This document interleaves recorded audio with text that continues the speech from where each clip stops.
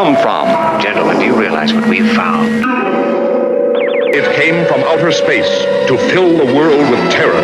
What earthly power can stop this terror? That's the signpost up ahead. Your next stop. From outer space. Are we ready to go or what? Yeah, it's on. We're waiting on you. We didn't even caterpillar this. I have pressed record. I think it's And pronounced we're off. record. Well, boys, it's none other than another episode of the podcast from outer space with your boy Rob Scott. We got Adam Narlock in the house tonight. Hey guys, thanks for listening. And as always, it's Ryan Scott. Hello and happy Labor Day. And special shout out because this podcast is brought to you by none other than Baja Blast. But it's no secret that we're actually sponsored by Pamp Coffee. So if you want to go check them out, it's actually local to San Diego. You can check them out on etsy.com/shop/Pamp Coffee. And it's some damn good coffee, folks. I'm not lying to you.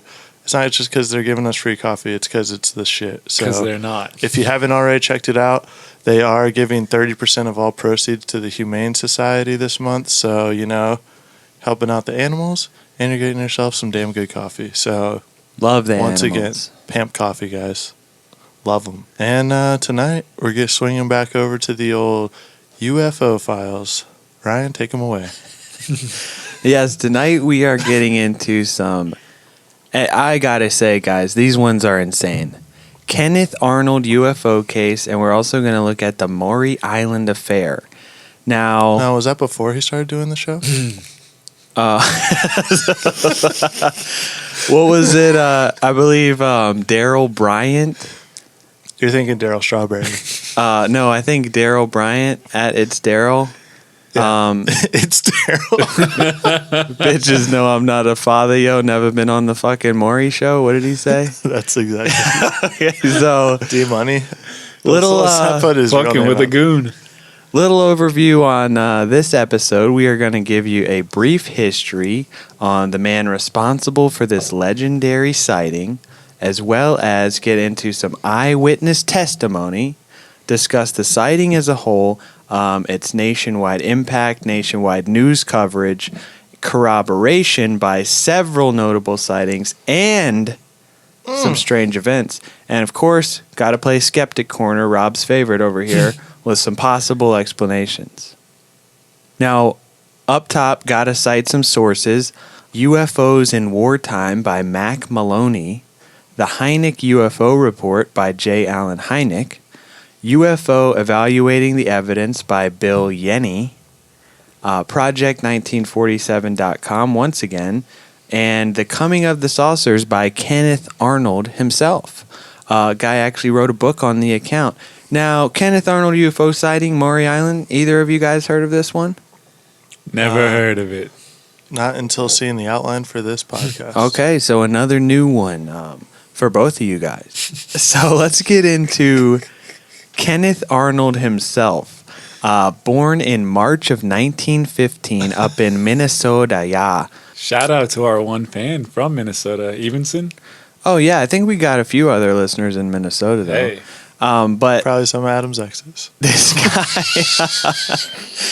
this guy grew up in Montana. And also, fun fact, another Eagle Scout we got See? here. Ooh. This guy's an Eagle Scout. Ladies love a man in uniform, as we found out on Bumble. Yeah, they do. So the ladies probably loved this guy. And big-time football player and diver in college. Boom. A lot of diving in Minnesota going on. I guess. Muff diving? Muff diving. He's an expert. Throughout the That's why Maury's involved.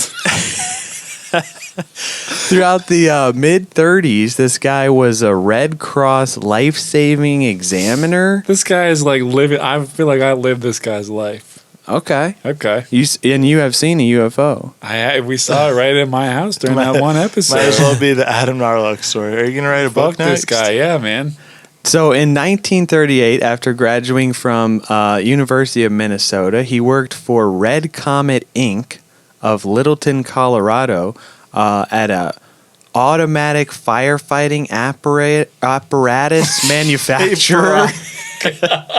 What is Let's reread that one. Buddy. so this guy worked at a manufacturer of the automatic firefighting apparatus. Now, Adam, you're an EMT. What is that?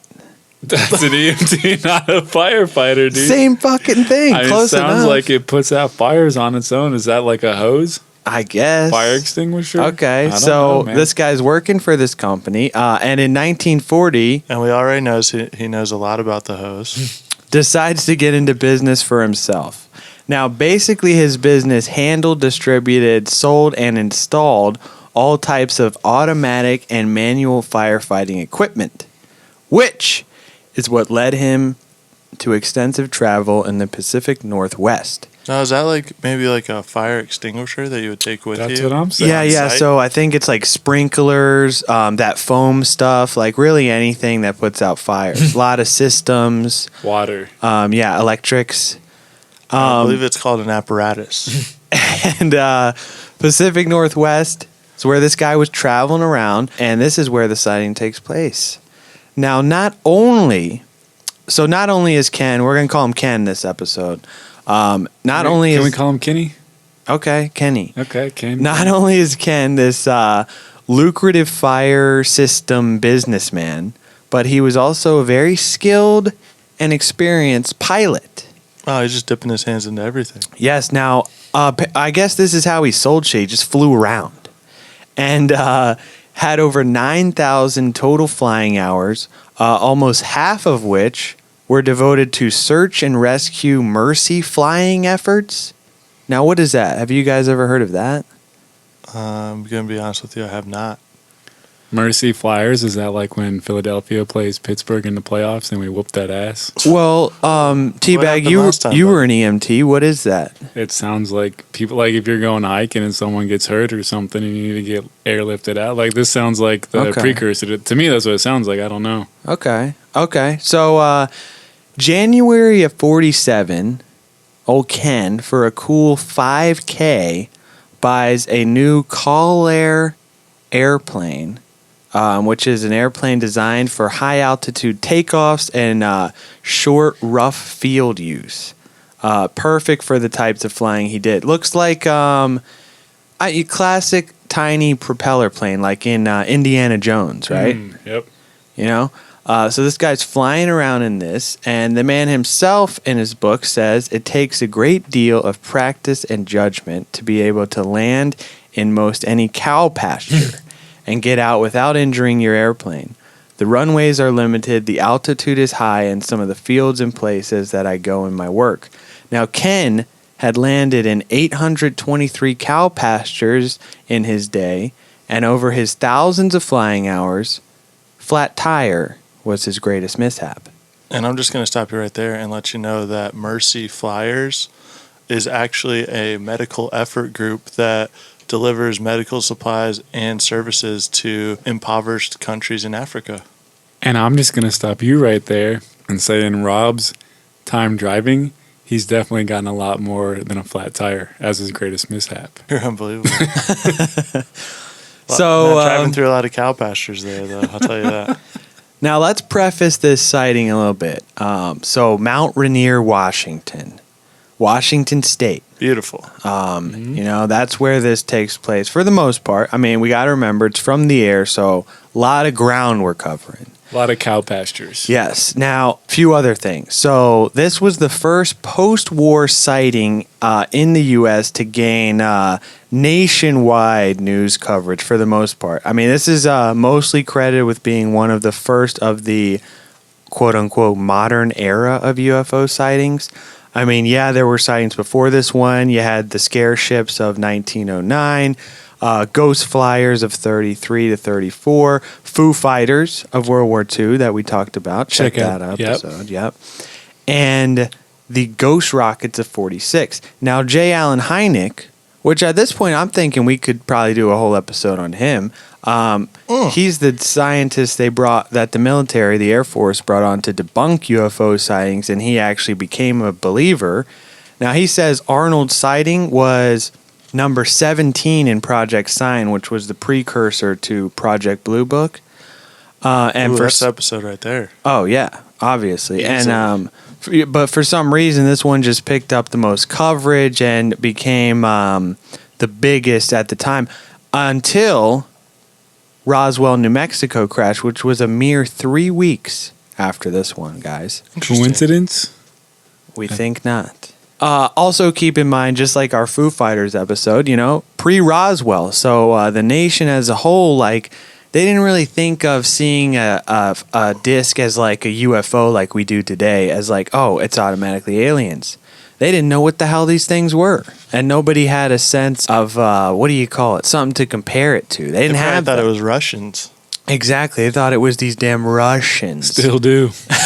And this one, so right before Roswell, kind of got covered up, so to speak, overshadowed by Roswell. A lot of people just kind of forgot about this one, wrote it off as whatever. All right, so let's get into the sighting itself. Well, let's get into it. So set the scene. We'll set the scene for you guys. The year is 1947. Great year. Glenn Miller's probably playing on the radio. World War II ended, 2 years? And, people are having a good time. They're partying it up. We defeated the Japanese. We defeated the Nazis. Back-to-back world champs. Great year.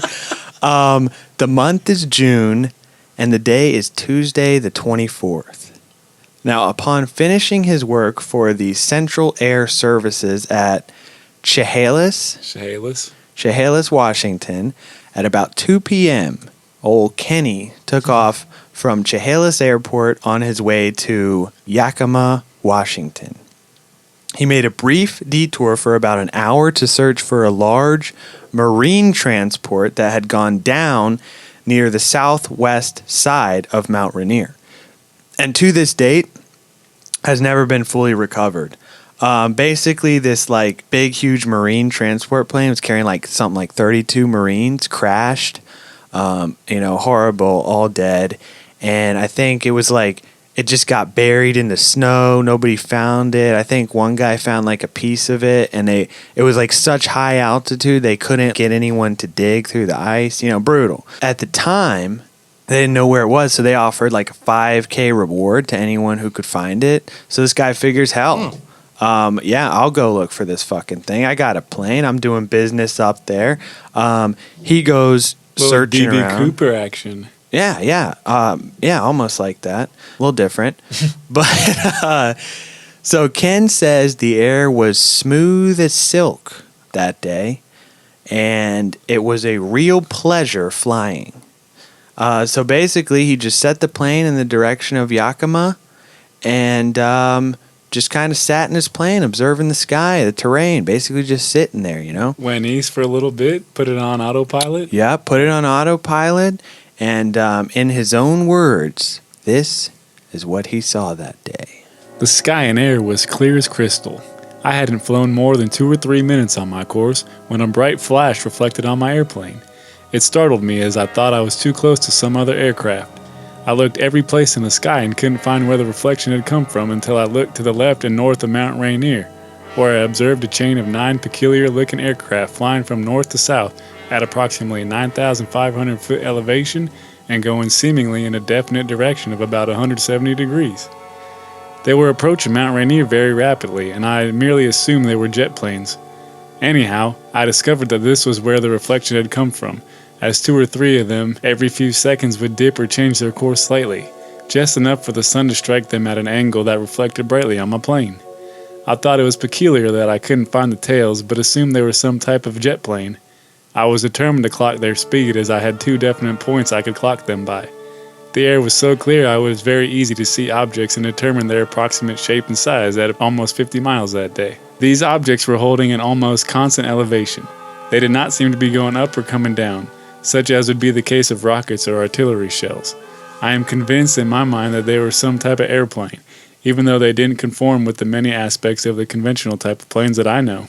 So basically, Ken is saying he clocked these things by using the two mountains, Mount Rainier and Mount Adams, as reference points. And he even used another plane that was, I think, to the south of him to measure their size. And after this, he went and searched for the marine transport a little more. And then he was becoming more and more, as he puts it, disturbed by what he had seen. And says it just sort of kept playing through his head again and again. So he decided he would report it as soon as he landed. Now, the media coverage of this thing was massive. So first thing this guy does when he lands is tell somebody at the airport about what he had seen. And, he's like, hey, y'all, I just saw these 9 disc-like shiny objects flying in formation, zooming in and out these mountain peaks. And He talked like that? I mean, that's just what I assume. And actually, he did not talk, because I have an audio clip we'll play a little later. Well, that would have been good to hear. Yeah, I mean, I liked your country accent on there. Come to find out, the military reported no testing, experimentation, or involvement of any kind in the area at the time of Ken's sighting.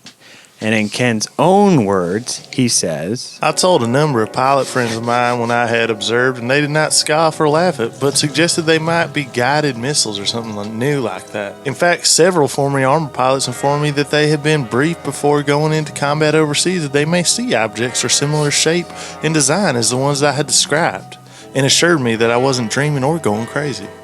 So then he's like flying back home. He gets to he's like driving to this other airport, and he busts out a map to measure the distance between Mount Rainier and Mount Adams in order to get like an estimate of the speed. And he concluded that where they traveled was about 50 miles in 1 minute 45 seconds. So that's almost 1,600 miles per hour. Jesus. 3 times the speed of sound. And hella faster than anything at the time. Speed record in 1947. What do you guys think that was? Anyone? Let's get a guess. Wasn't that old Chuck? I don't know. But what do you think it was? Give me a number. 300. 300? Mm-hmm. What are you saying? 600. Oh, pretty close. 624. Might as well round Miles down per to hour. 600. Yeah. Did you do some research for this one? Maybe. So, June 25th, 1947, an issue of Pendleton East Oregonian carried the first report of Arnold's sighting, and it stated this. Impossible. Maybe, but seeing is believing, says Flyer. Kenneth Arnold with the fire control at Boise and who was flying in southern Washington yesterday afternoon in search of missing marine plane, stopped here en route to Boise today with an unusual story, which he doesn't expect people to believe, but which he declared was true. He said he sighted 9 saucer-like aircraft flying in formation at 3 p.m. yesterday, extremely bright, as if they were nickel-plated, and flying at an immense rate of speed. He estimated that there was an altitude between 9,500 and 10,000 feet and clocked from their Mount Rainier to Mount Adams, arriving at the amazing speed of 1,200 miles an hour. It seemed impossible, he said, but here it is. I must believe my eyes. So now this obviously is when the shitstorm ensues. Because, we all know once the media gets a hold of anything, it gets twisted, turned. Fake news. Oh, embellishments, yellow journalism, muckrakers, whatever to sell papers. Now, do you think that it was worse in the 40s, in the late 40s? I mean, think about it, dude. By the time you heard the news, it was probably already old, and you had to go through and do your own research. I feel like if anything, it was probably better back then than it is nowadays because everyone... Less corrupt? Yeah. Right. I mean, I'm sure it still wasn't 100% real all the time, but I feel like there's just so many different media outlets that you can use nowadays, and there's so many fucked up people out there. But who knows? Could have been the same back then. Okay. Now, Ken says in his own words about the media... Now, the news that I had observed these spread very rapidly, and before that night, I was over receiving telephone calls from all parts of the world, partner. And to date, I have not received one telephone call or one letter or scoffing of disbelief. The only disbelief that I know of was printing those goddamn papers. Now, other headlines at the time include Bug-eyed salesman reports fast-flying mystery planes. Find disc mystery grows. 2 Midwest men support Boise fire. Harassed saucer sighter would like to escape bus. Flying saucer observer says no one can change his mind. Now, in one of these, because I read all of these news clippings, very dry, very boring. It was the 40s, man. It was a different time. They referred to him as a flying fire extinguisher salesman. I mean, that's technically what he was. Badass, dude. What if that's on your business card? I'm going to put And that a on mine. bug-eyed salesman. Now, so like these sightings, these reports, this is where the actual term flying saucer was essentially coined. Now, I've heard that it was actually used in the like 1930s, I think. It can be traced as early as 1930s. But it became like super popular and spread into like mainstream sightings because Ken described the discs he had seen to one reporter as they moved as a saucer if you skip across water. And basically the headline guy at the newspaper just fucked up. Fake news, dude. Oh yeah, and he said the description was mistakenly taken to mean the objects were shaped like saucers, and this led to the popularization of flying saucer. Whoa, he coined the term, so to speak. Yes, what I just was saying. Coined. Now, of course, as always the case with these sightings, they start flooding in. June 28th, an F-1 pilot spotted 5 circular objects at Lake Mead, Nevada. June 29th, a bus driver in Des Moines, Idaho, saw 4 circular objects flash through the sky. I thought that was Iowa. Yeah. Oh, Des Moines, Iowa. In Jacksonville, Oregon, a formation of saucers was seen by numerous people leaving church. And more than 20 reports came in from people in Washington state claiming to see the same discs as Ken. Now, also, estimates of over 850 UFO reports nationwide appear in the U.S. media by the end of July of 1947. Well, nobody wants to be the first one to sound crazy, but as soon as somebody else does, Then, dude, you might as well cash in. I mean, yeah, it's probably a little bit of both. Some people probably genuinely saw something. Other people want their 15 minutes, you know. And of course, this is around the time that Roswell hit the papers in mid-July. And they're still milking that shit to date. Yeah, hashtag me too. Everybody, Jesus. everybody wants a notoriety. The government's throwing out bullshit disinformation stories. People are hoaxers, pranksters, Bunch of savages. Oh in yeah, that tons time. of bullshit to sift through. But there were a few sightings that seemed to match up and help corroborate Is that your word of the week? our it pal is. Ken. Also, bit of an odd story and incident we'll get into, which plays further into the Ken Arnold mystery. Ken Arnold.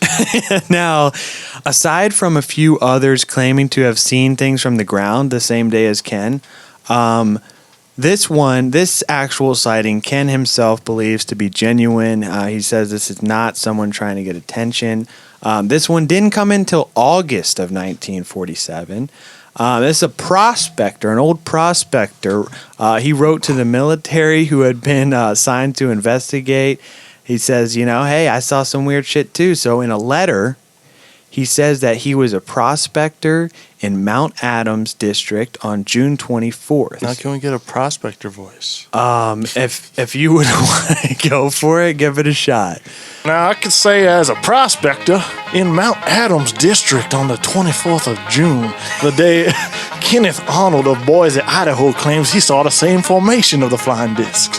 And I saw the same flying objects at the same time, having a telescope with me at the time. I can assure you that they are real, and I have never seen nothing like them before.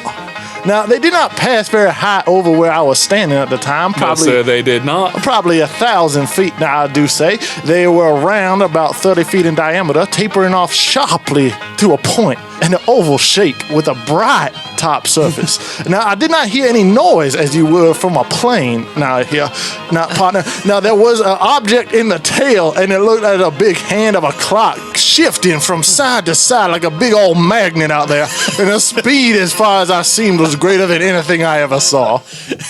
Now, that was F.M. Johnson.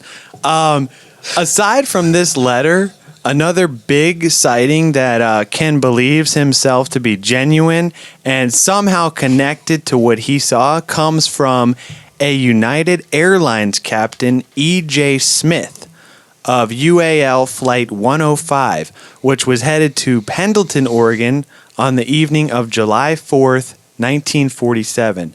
Now, this is when Smith claims... Now, before I read this, can we talk about something that I read that happened on a flight recently? Sure. Or do you want me to read this? Oh, no. Go for it. You can... What do we got? Okay, so I read about this lady.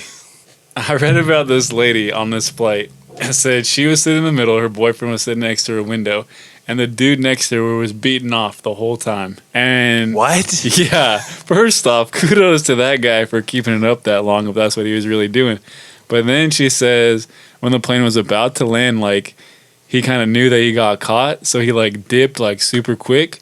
And when she reported to the airline, they paid her $75 to not talk about it, which obviously she did. $75? Yeah. Like, dude, first off, if someone's beating off next to you on the airplane, wouldn't you just turn to them and be like, stop, dog, you're bumping my elbow? Well, depends. What, did he have a blanket over? I did not say, but like, you could have been subtle. Know. Yeah, dude, she said she noticed him doing it for hours. Well, maybe this lady was really doing some digging. You're crazy for that one. Maybe, but I'm just saying, like, if you're that bothered, call a flight attendant, wake up your boyfriend right next to you, like, come on, dog. Or just stare at the guy. Maybe that even gets him going better. Well, then he would be done sooner, wouldn't he? Okay, so I don't think anything like that was happening on this flight. Let's hope but this is the story of UAL Flight 105, where Smith claims... We landed on DC-3 at Boise, Idaho shortly before 9 last night, and afraid to be late in schedule, we took off promptly at 9:04.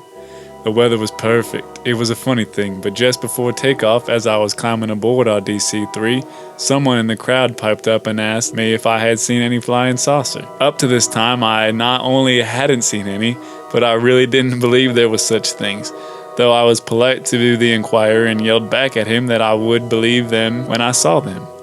Brother, you could have knocked me over with a feather when about 8 minutes after takeoff, at exactly 7,100 feet over Emmett, Idaho, we saw not one but 9 of them.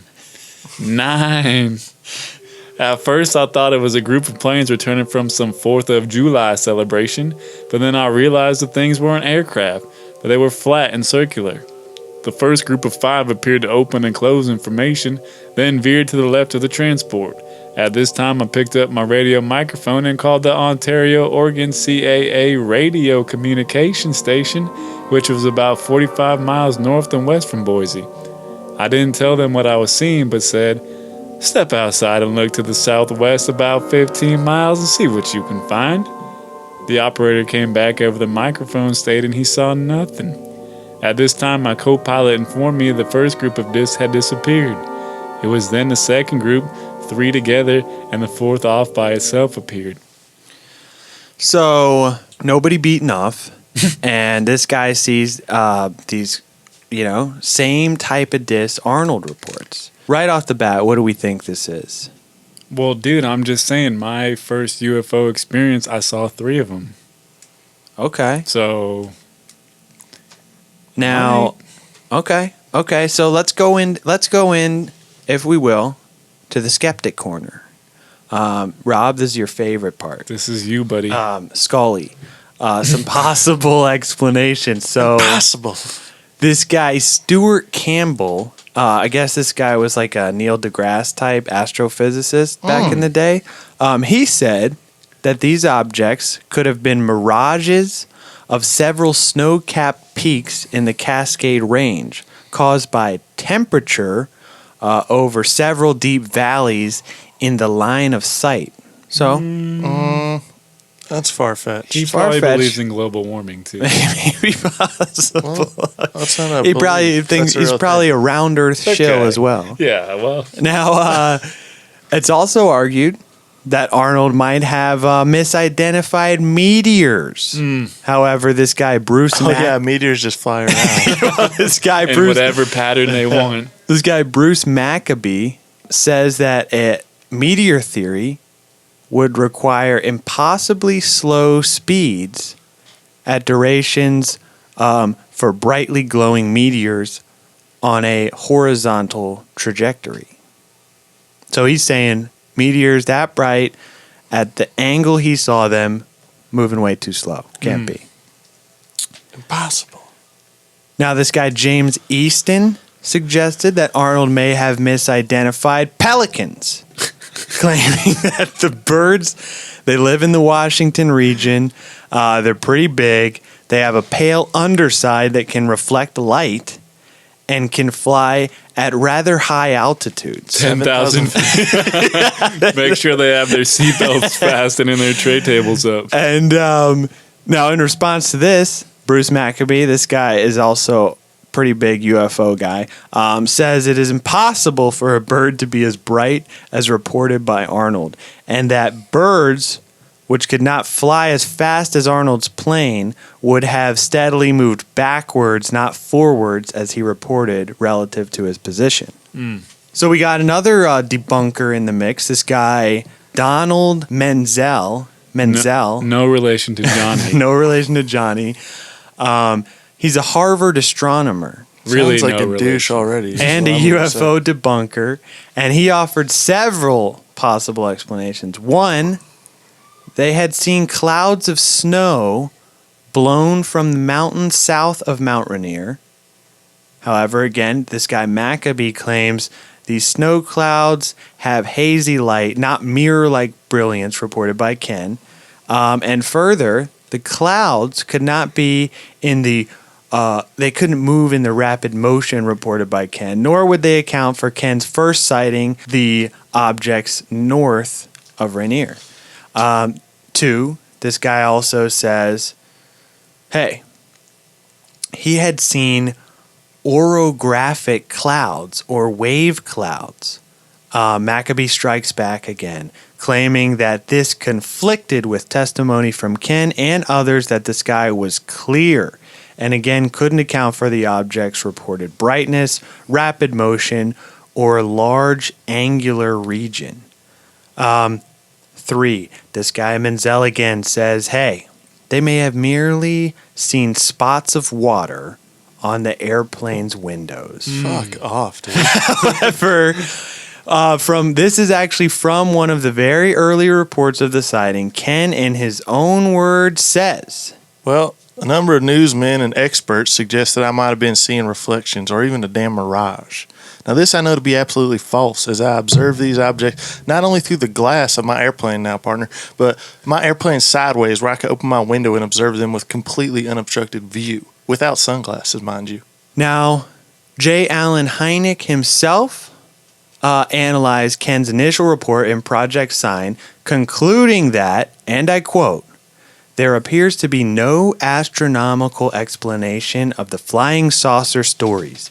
It is impossible to explain this incident away as sheer nonsense, if any credence at all is given to Mr. Arnold's integrity. And a little further on the matter, in the Hynek UFO report, J. Allen reports that, and I quote, the chances of all the reports being hoaxes are minimal, for daylight discs have been witnessed by people from all walks of life whose collective integrity cannot be seriously questioned. Now here is where things get weird. Whoa, So, that was weird. the Maury Island incident. This event took place June 21st, a full 3 days before our buddy Ken's sighting. However, it was not reported until after the Arnold incident. And allegedly, the tale goes like this. So basically, Ken, he's palling around with Captain Smith. They're buddies now. They're doing some amateur investigating, staying in touch. While this is going on, Ken is visited by two Air Force officers, two intelligence officers investigating on behalf of the military. They go through his mail, advise him, hey, don't be sharing this sighting with anyone. And they take an official and thorough report, which is where the story we read earlier was pulled from. And it is around this time that Mr. R.A. Palmer of Venture Press writes... Avenger Press? Of Venture Press. I'm just kidding. Great joke. Now, he's interested in Ken's initial story, so he writes him asking for a report. Ken's like, hey, what the hell? I'll give him the same report I gave the Air Force stiffs.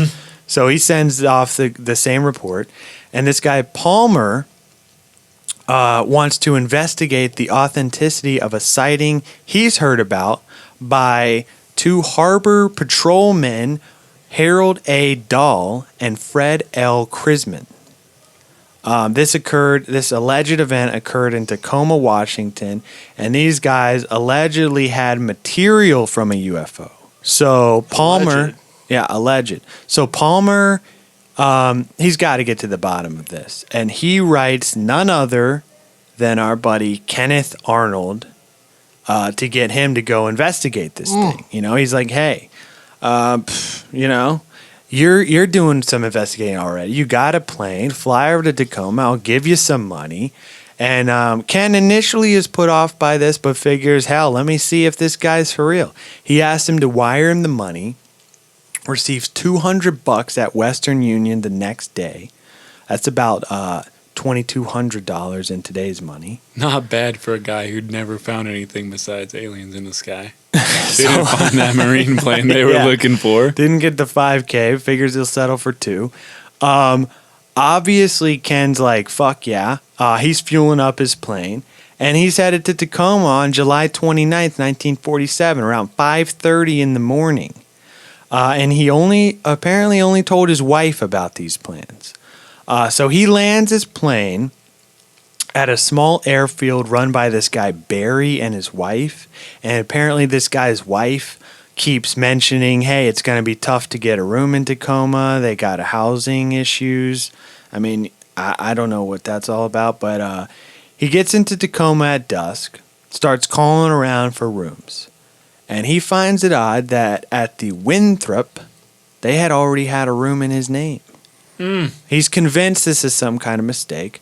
He goes there, gets the room, calls up this guy Dahl, and he's basically having to he's like, hey, Dahl is at first like, I ain't talking, I'm staying out of this, you should stay out of this too. He tells him he's had a streak of bad luck ever since the sighting. He tells him Ken's in over his head, etc., etc. Finally, this guy agrees to meet him. And he talks with him for a while before getting the whole story, which is Dahl. He's out on his boat with 2 co-workers, his son and dog, in the Puget Sound near Maury Island. And Ken said in his book, he says, this was the story that Harold A. Dahl relayed to me on the evening of July 29th, 1947 in room 502 in the Winthrop Hotel in Tacoma, Washington. As I looked up from the wheel of my boat, I noticed 6 very large donut-shaped aircraft. I would judge they were about 2,000 feet above the water and almost directly overhead. At first glance, I thought them to be balloons as they seemed to be stationary. However, upon further observance, 5 of these strange aircraft were circling very slowly around the 6th one, which was stationary in the center of the formation. It appeared to me that the center aircraft was in some kind of trouble as it was losing altitude fairly rapidly. All on board our boat were watching these aircraft with a great deal of interest, as they apparently had no motors, propellers, or any visible signs of propulsion, and to the best of our hearing, they made no sound. We were afraid the center balloon was going to crash in the bay, and just a little while before it stopped lowering, we had pulled our boat over to the beach and got out. After about 5 or 6 minutes, one of the aircraft from the circling formation left its place in the formation and lowered itself down right next to the stationary aircraft. In fact, it appeared to touch it and stay stationary next to the center aircraft as if it were given some kind of assistance for about 3 or 4 minutes. It was then that we heard a dull thud, like an underground explosion or a thud similar to a man stamping his heel on damp ground.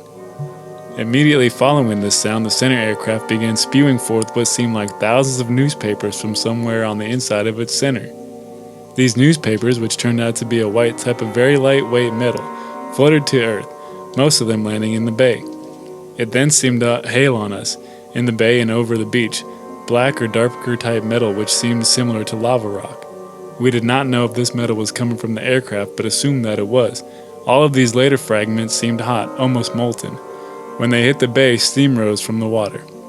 We ran to the shelter under a cliff on the beach and behind logs to protect ourselves from the falling debris. In spite of our precaution, my son's arm was injured by one of the falling fragments, and our dog was hit and killed. Sad face. After his reign of metal seemed over, all of these strange aircraft lifted slowly and drifted out to the westward, which is out to sea. They rose and disappeared at a tremendous height. Now, it's no secret, I ain't from Washington. Mm-hmm. Does everybody up there have a southern accent? Is that the theme tonight? Is that you started it, motherfucker. Me? I did not. That was me. The guy from Washington starts the southern accent. Y'all come on back now, you hip. So the next morning, Dahl got a call from a gentleman wanting to meet him for breakfast. Dahl got a call. Now, since he was a lumber salesman, this wasn't really out of the ordinary. However, what are we thinking? Who are we thinking this guy is? There's only one guy that I know that likes to go out to breakfast in the morning, and that's Rob. So probably a mistake on Dahl's part by meeting this guy. Come on, guys. He's going to pay for breakfast. What goes hand in hand with UFO sightings? Who's always reported coming snooping around after him? Will Smith. Men in Black. There we go. So he reported the gentleman as being in his 40s, wearing a black suit, driving a black Buick sedan. Listening to some black metal. They sat down for breakfast. And had a black coffee. And this guy... they sit down for breakfast, and this guy immediately started telling him details of the sighting from the day before, and details that Dahl himself hadn't told anyone. And then he says, "What I have said is proof to you that I know a great deal more about this experience of yours than you will to believe." So this man proceeded to tell Dahl that if he loved his family and didn't want anything to happen to his general welfare, he would not discuss his experience with anyone. So when Dahl went to work that morning, he didn't tell anybody about the experience like he had planned to do. So Ken's thinking at this point, what the fuck? What have I gotten myself into? Dahl asks, "Hey, I've got some fragments from the ship. Why don't you come by, take a look at them?" Now, it's my understanding that Ken just wanted to get to the bottom of this mystery of these discs. So he's like, yeah, I guess I'm already here. Fuck it. He goes to this guy's house, and he writes extensively in the book, the description of the house. I mean, this guy, he's no fucking Bill Shakespeare. And, that's called filler, my bud. No Steven Spiel, homie. You ever written a novel? It's a lot. Yeah, but I mean, it doesn't have to be that boring. Oh, how's your novel coming along? How's the novel you've been working on, huh? So he goes to this guy's house, and Dahl hands this guy one of the fragments and says, "Here's one of the fragments from Maury Island. We've been using it as an ashtray." I mean, that's what you're going to do with a piece of what you think is from a UFO? Oh, dude, this would be a sick ashtray. Maybe he's a stoner, dude. That's like making a bong and fucking... Yeah. So this guy is using an alien fragment from a ship as an ashtray. And this other guy, Fred L. Chrisman, has a whole box of this stuff. And he's going to bring it over. Apparently, this guy was Dahl's boss, and he told him, and then he went to go get a box of this stuff because he thought this guy was drunk and fucked up the ship. So he's got a whole box of this stuff. And by this point, Captain Smith from earlier has now met up to do some investigating with Ken. And while they're waiting for this box of stuff, they get a strange phone call. And essentially, this anonymous caller calls the room where Ken and Smith are. They're sharing all these crazy stories, and he tells them like everything, like stuff that only someone could know if they were in the room. So they think their room's tapped. They Great, tear they bug the room. Yeah, exactly. They tear through the room, find nothing. Tinfoil hats, fellas. You get nothing. So Chrisman arrives, sure enough, with a box filled with this rock, this lava rock, and this white metal. What's up with the lava, dude? Lava. Oh, Here's some lava rock, dude. That's Been what using Ken- as an ashtray. Yeah, Ken said it was just like lava rock. He's like, "What the hell? This is not an alien. This is not from an alien ship, dude. It's lava rock. You're using it as a fucking ashtray. Get out of here." Ooh, maybe it could have come from Mount St. Helens right there. Maybe, man. So right from the jump, they sort of suspect a hoax. Ken and Smith.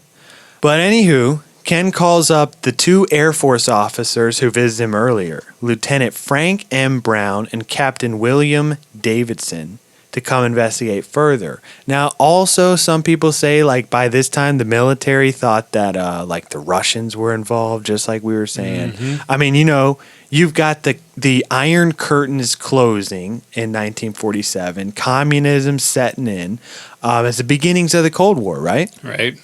So, of course, the paranoia is beginning to set in that it's Russians.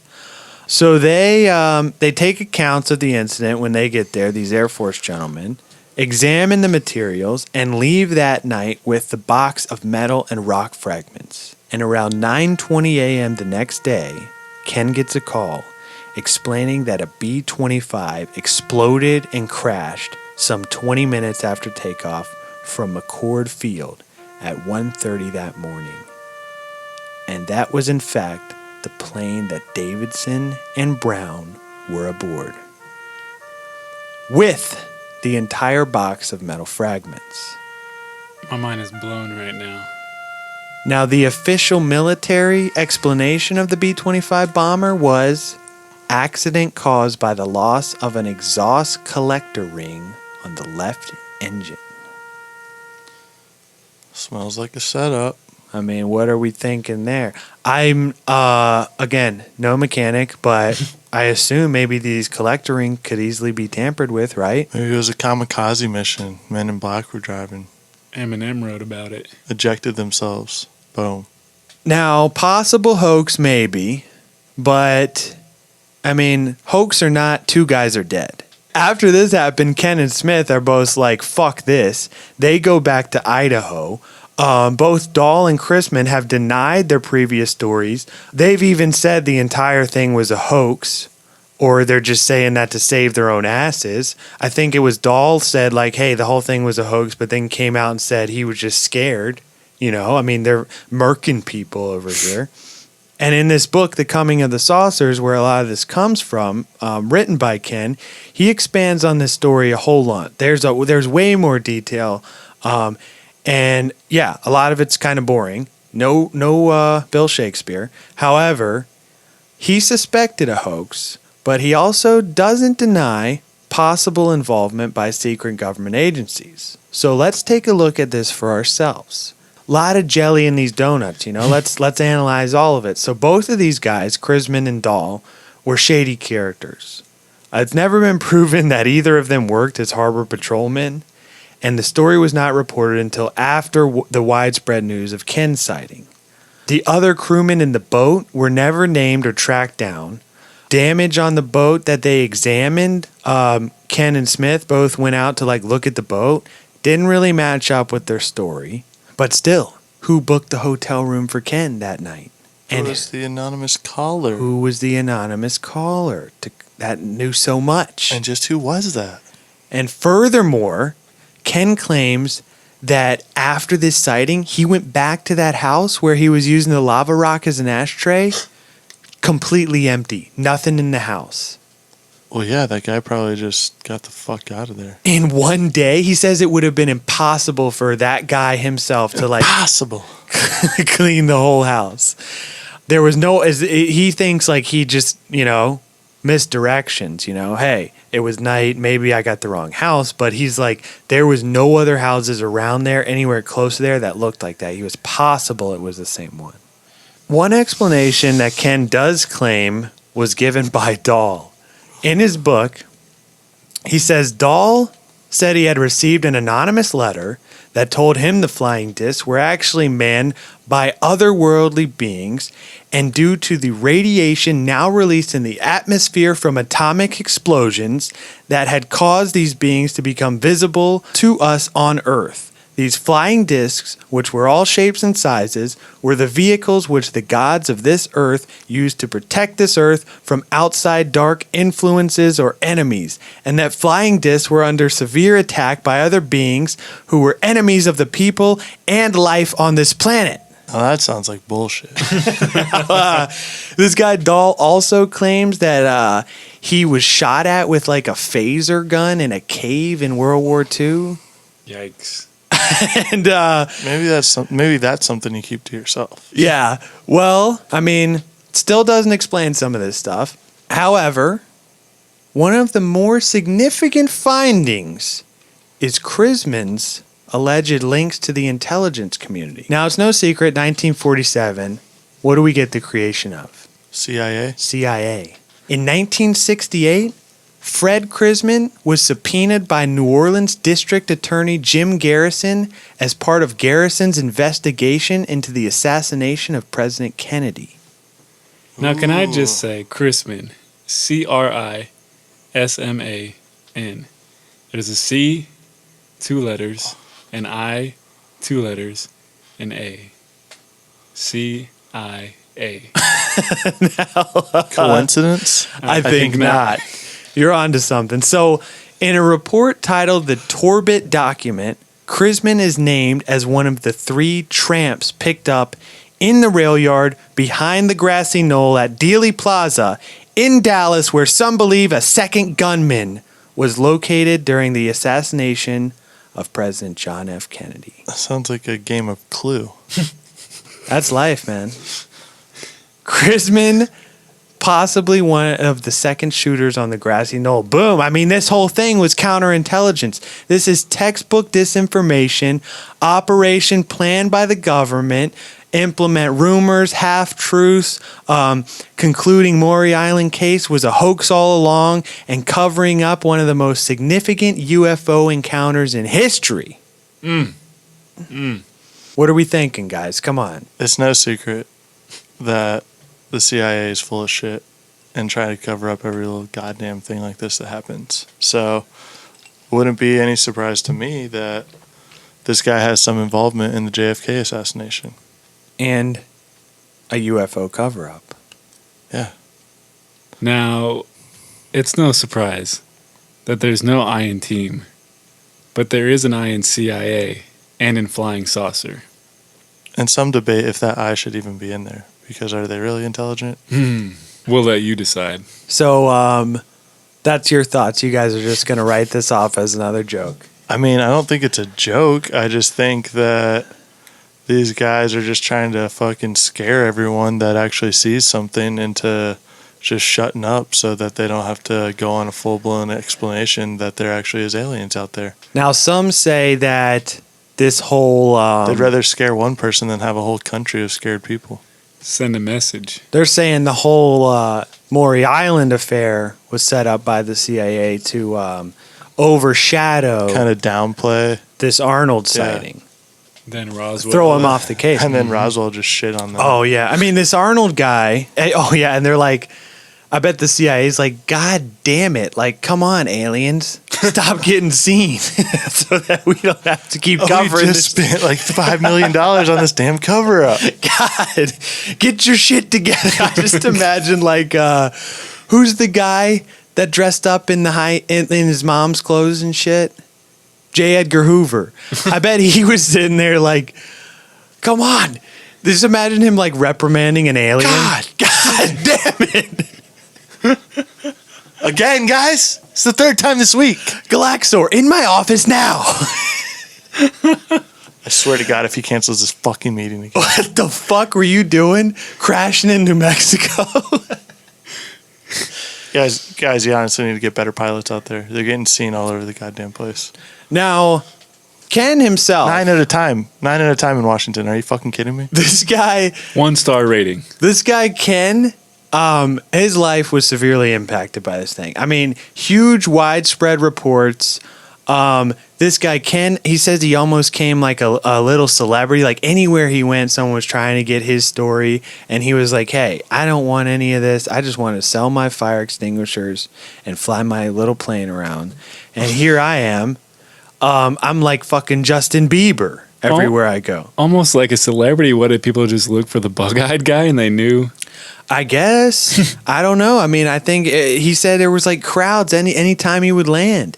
And he was always having to like explain a story. This guy even dropped off the map. This also huge impact on the UFO community. I mean, like we said, this kind of dictated the way that we thought about UFOs from here on out. I mean, previous to this, everybody thought it was like Russians or like some other foreign military. And then these news stories start dropping. And a lot of them at first don't mention extraterrestrials.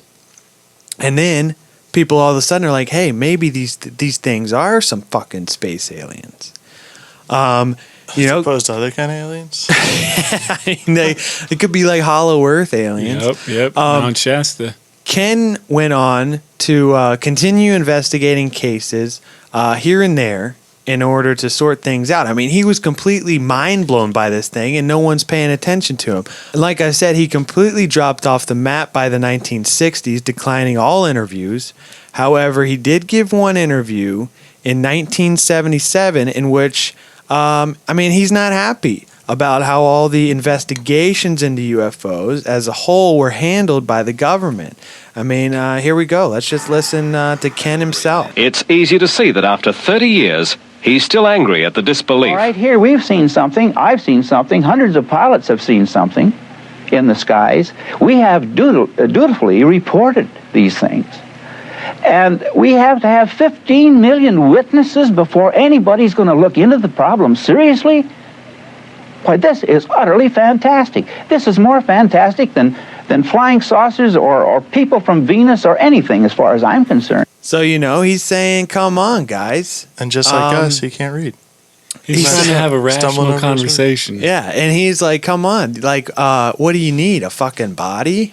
Well, we got a couple of those in New Mexico, boys. Independence Day. And guys, actually pour one out. This guy, our pal, old Ken, passed away on January 16th, 1984 at age 68 in Bellevue, Washington. Someday they will catch him. Now, He actually, must be free. his Call Air A2 airplane that he spotted, that he made the first sighting in back in 1947, still exists. Is currently at the North Cascade Vintage Aircraft Museum in Concrete, Washington, and is still in excellent flying condition. Ooh, let's go check that out. So, I mean, there you have it. Definitely something going on. We can't deny that. I mean, let us know what you guys think. Hey, if any listeners out there have had any UFO sightings, any close encounters, shoot us a message. Let us know. We'd love to hear some feedback from you guys. Or let us know what you think on this case as a whole. A lot of this case is, written off as a hoax. A lot of people say, hey, it's just a hoax, just like the government wanted. Not a lot of people know about this one. So there you have it. And if you are getting to us with that feedback, podcastfromouterspace@gmail.com is our email address. Or, if you're on the gram, go ahead and hit us up, Podcast from Outer Space. Slide in those DMs, get some stickers while you're at it, Still got those. Throwing them out like hotcakes. Lots of good feedback and response from you guys lately. We love interacting with you guys, so keep that coming. Hopefully, like coming? Yeah. Hopefully, I have some good stuff like T-shirts for you guys coming here real soon. Some iron-ons, some press-ons. I think at this point, we should just never have T-shirts because we've been saying it for so long. We'll make one, and it's like a limited edition. Yeah. It'll be like that. $100 T-shirt. It'll be like that Wu-Tang CD. $5 million. Yeah. But yeah, anyways, thank you guys for listening, and so long, and thanks for all the fish.